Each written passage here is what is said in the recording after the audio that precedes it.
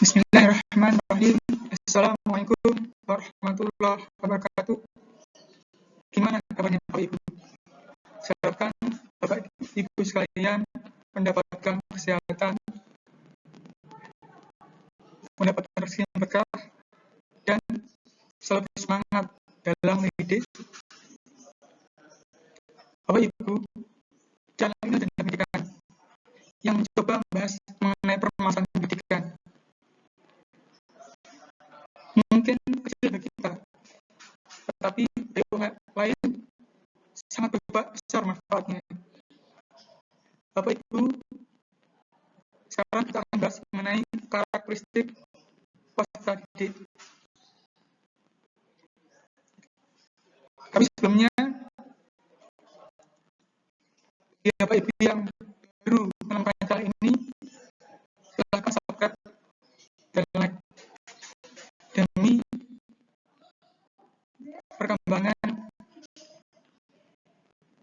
channel ini.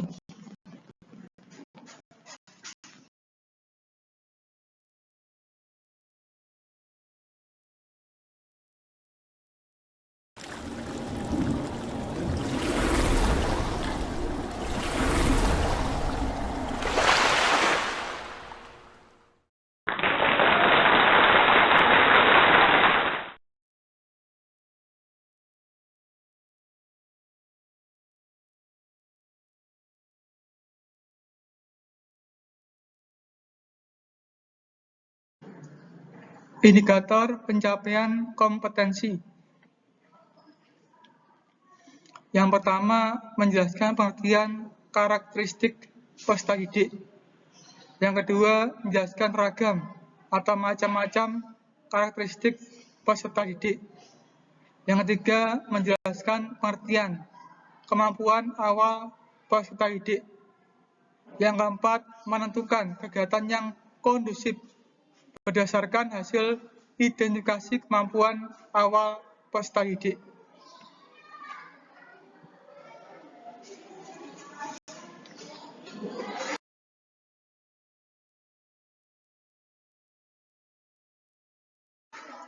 Karakteristik peserta didik.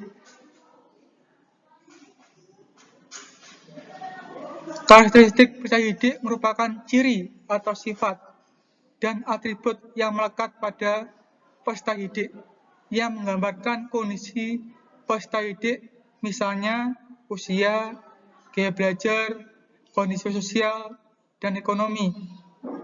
Jadi karakteristik itu pasti terkait masalah ciri dan sifat, Bapak Ibu. Karakteristik peserta didik dimaksudkan untuk mengenali ciri-ciri dari setiap peserta didik yang nantinya akan menghasilkan berbagai data terkait siapa peserta didik dan berbagai metode yang optimal guna mencapai keberhasilan dalam kegiatan pembelajaran.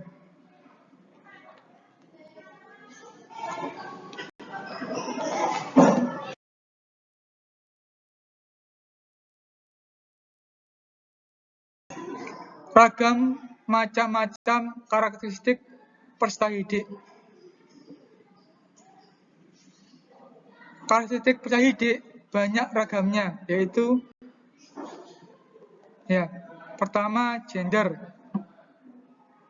Yang pasti peserta didik di kelas terdiri dari laki-laki dan perempuan. Yang kedua, etnik. Di dalam suatu kelas, Bapak Ibu, terkadang ada yang terdapat satu etnik atau beberapa etnik, misalnya Jawa, Sunda, Madura, Minang, dan sebagainya. Jadi etnik itu terkait suku, ya, Bapak Ibu. Yang ketiga, usia. Usia peserta didik secara umum dapat diklasifikasikan berdasarkan tingkatan sekolah, misalnya usia TK, SD, SMP, SMA, dan sebagainya.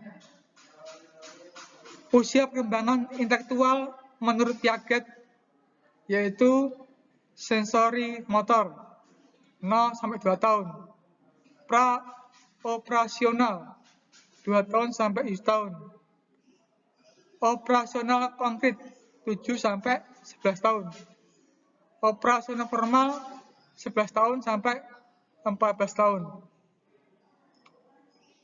Yang keempat, culture atau kultural. Peserta didik dalam satu kelas memiliki budaya yang berbeda. Misalnya budaya Jawa, Sunda, Minang, Madura, dan sebagainya. Yang kelima, status sosial, ekonomi.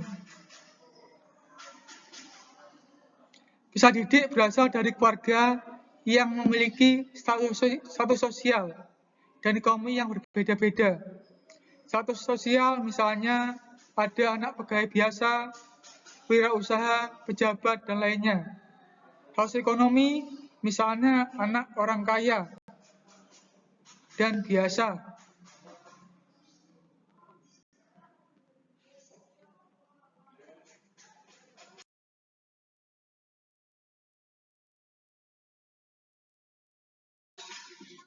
Kemampuan awal peserta didik. Kemampuan awal adalah pemahaman, pengalaman, pengetahuan, prasyarat, dan segala sesuatu yang dimiliki oleh peserta didik sebagai pengetahuan awal dan disusun secara hierarki sebagai basis data pengalaman di dalam diri peserta didik. Identifikasi pengetahuan tentang kemampuan awal peserta didik sangat penting karena berguna untuk memberikan dosis pelajaran yang tepat kepada peserta didik, mengambil langkah-langkah yang diperlukan oleh guru, mengukur apakah peserta didik memiliki prasyarat yang dibutuhkan, dan memilih pola-pola pembelajaran yang lebih baik untuk menentukan tujuan pembelajaran, serta desain pembelajaran yang bermakna bagi peserta didik.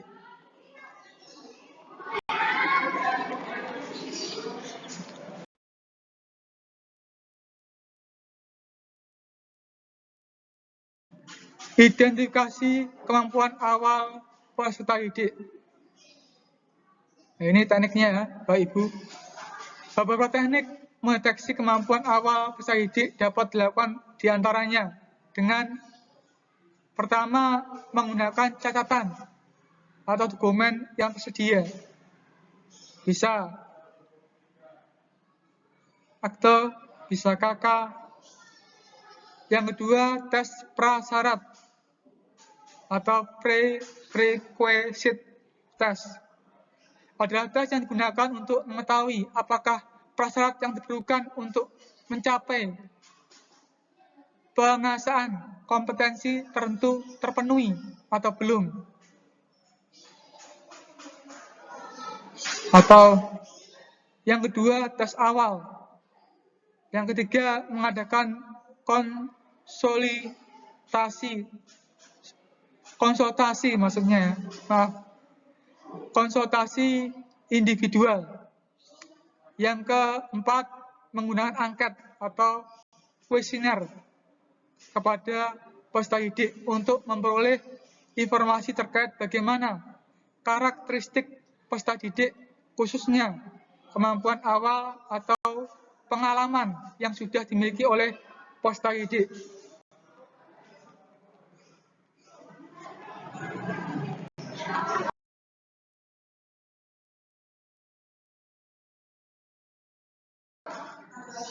Kegunaan dari identitas kemampuan awal peserta didik. Yang pertama, memberi dosis pelajaran tepat. Ya, seperti tadi ya. Artinya materi yang diberikan dapat diorganisasikan dengan lebih baik. Tidak terlalu mudah bagi peserta didik karena materi yang diberikan sudah dikuasai oleh peserta didik, ataupun tidak terlalu sulit karena bisa saja terjadi kesenjangan yang cukup jauh antara kemampuan awal peserta didik dengan pengetahuan baru yang harus dikuasai. termasuk juga pengetahuan dari masing-masing peserta didik yang ada di kelas. Yang kedua, mengambil langkah-langkah yang diperlukan, seperti misalnya apakah peserta didik memerlukan remedial sebelum mereka siap mendapatkan materi baru. Yang kedua, melalui identifikasi kemampuan awal, guru akan merancang kegiatan pembelajaran yang tepat, termasuk pemilihan media dan penilaian pembelajaran. Yang ketiga, mengukur apakah peserta didik memiliki prasyarat yang dibutuhkan. Prasyarat di sini adalah kompetensi yang harus dimiliki oleh peserta didik sebelum mengikuti pelajaran tertentu. Analisis peserta didik ini menggambarkan statistik kemampuan yang dimiliki oleh peserta didik. Yang keempat, memilih pola pembelajaran yang lebih baik. Dengan identifikasi peserta didik, maka guru dapat mendesain skenario pembelajaran yang lebih baik dan menentukan materi dengan lebih terorganisir dan strategi apa yang lebih baik.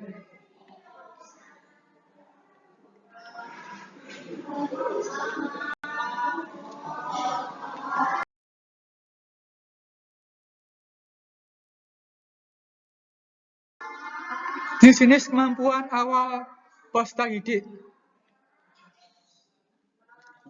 Pertama, kemampuan intelektual merupakan jenis pengetahuan prosedural yang memerlukan kemampuan awal dengan jenis komponen keterampilan yang lebih sederhana, meliputi keterampilan diskriminasi, konsep konkret, penggunaan aturan, dan pemecahan masalah. Yang kedua, strategi kognitif adalah kemampuan untuk mengkoordinasikan serta mengembangkan proses pikir dengan cara merekam, membuat analisa, dan sintesis atau kesimpulan. Yang ketiga, informasi verbal adalah kemampuan berkomunikasi secara lisan dan pengetahuannya tentang fakta-fakta. Informasi verbal bisa dari lisan, membaca buku, dan sebagainya. Sikap, yang keempat sikap, cenderung untuk merespon secara tepat terhadap stimulus atas dasar penilaian terhadap stimulus tersebut. Respon akan ada, bisa positif atau negatif, tergantung penilaian objek yang dimaksud. Yang kelima, psikomotor. Untuk mengetahui seorang memiliki kapabilitas keterampilan motorik, kita bisa melihat kecepatan, dan kelancaran gerakan otot, serta anggota badan yang diperhatikan.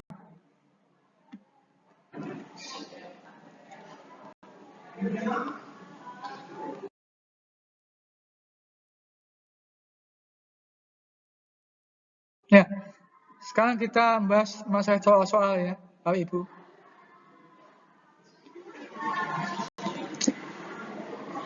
Yang pertama, guru ketika membentuk kelompok diskusi, anggotanya dengan memperhatikan jumlah laki dan perempuan dalam kelas tersebut, karena agar kelompoknya heterogen, ya, jadi campur, ya.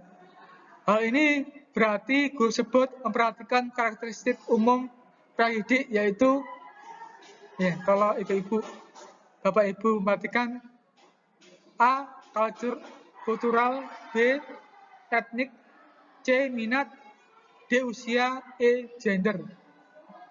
Ya, kalau memperhatikan pasti jawabnya E. Yang kedua, pada saat pembelajaran berlangsung, guru mengingatkan peserta didik yang kurang memperhatikan apa yang sedang dibahas dan kurang aktif dalam belajar. Guru sebut berarti memperhatikan aspek pengembangan peserta didik, yaitu A, gender, B, minat, C, etnik, D, status sosial, E, usia. Ya, ini pasti B ya, minat ya.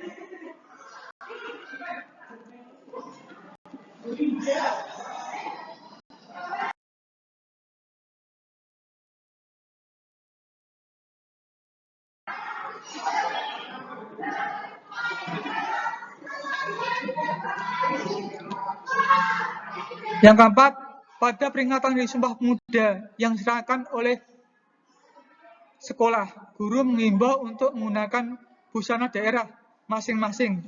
Guru sebut berarti memperhatikan karakteristik umum peserta didik, terutama aspek A. minat, B. gender, C. sosial, D. etnik. Yang pasti kalau Bapak Ibu memperhatikan tadi, pasti jawabnya ya D. etnik. Yang terakhir, Pak Andi seorang guru. Ketika melakukan proses pembelajaran, beliau menanggapi peserta didik yang beraneka ragam latar belakang kondisi keluarga. Namun Pak Andi memberikan pelayanan yang sama kepada peserta didiknya. Hal itu disebabkan Pak Andi memperhatikan karakteristik umum peserta didik, yaitu A. kultural, B. status sosial, C. minat, D. etnik. Yang pasti Bapak Ibu pasti tahu ya. Jadi apa? Ya, pasti status sosial. Mungkin itu aja yang bisa saya sampaikan. Kurang lebihnya saya minta maaf. Saya akhiri, billahi taufik wal hidayah. Wassalamualaikum warahmatullahi wabarakatuh.